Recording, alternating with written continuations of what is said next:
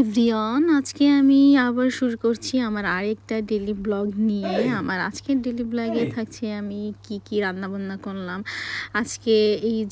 এই শাক সবজি, তারপরে হচ্ছে চিকেন, ফিশ, সমস্ত কিছু রান্না করব।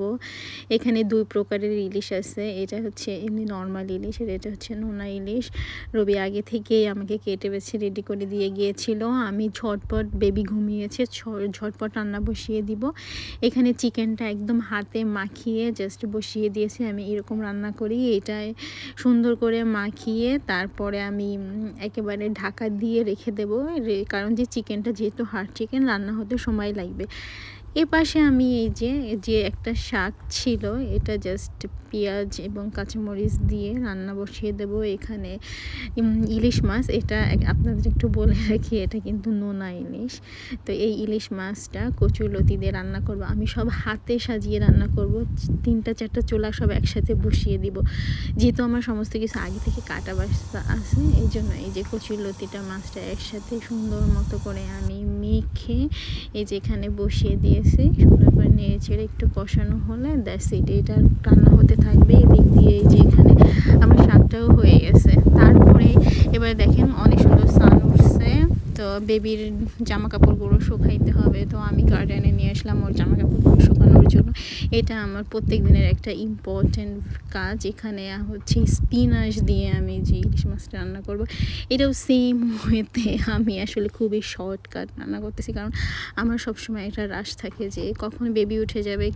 তো এর ভিতরে আমার সমস্ত রান্না শেষ করতে হবে, না হলে আমি আর পারবো না, বেবিকে সময় দিতে হবে। এই যে আমি দেখতে আসছি বেবি কি করতেছে না, ও চুপচাপ দেখি ঘুমিয়ে আছে। যাক, আমি একটু টেনশন মুক্ত হলাম, আসি চুপি চুপি দেখে গেছি। এরপরে আমি রাইস কুকারে ভাতটা বসিয়ে দিচ্ছি, যে পাশে ভাত হয়ে যাক। এদিক দিয়ে আমার স্পিনাচের তরকারিটাও অলমোস্ট ডান হয়ে গেছে।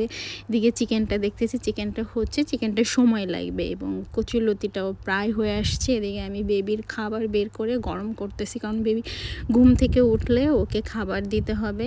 তারপরে ওর ফিডারগুলো স্টারলাইজড করে রাখলাম। এর ভিতরে আমি 1 কাপ কফি খাবো, এই জন্য কফিটা মেক করলাম যে না অ্যাটলিস্ট এখন একটা বসে কফি খাই। রান্না আমার চুলায় হতে থাকুক, আমার রান্নার আর কিছুই নাই। তো কফি খাওয়ার জন্য 1 মগ কফি নিয়ে জাস্ট রুমে আসছি। এর ভিতরে দেখি বেবি উঠে গেছে। আমার কি আর রেস্টের কোনো কপাল আছে? বেবি উঠে তো এই যে কান্নাকাটি করতেছে, ওকে কোলে নিতে হবে। এখন আর কিছুই করার নাই, কফির জায়গায় আছে। কফি আমি ওপাশ থেকে এপাশে আবার শিফট করে নিয়ে আসলাম এবং বেবিকে খাওয়ানোর জন্য প্রিপারেশন করলাম, এবং তারপরে বের হয়ে গেলাম বাইরে। আমি প্রত্যেকদিন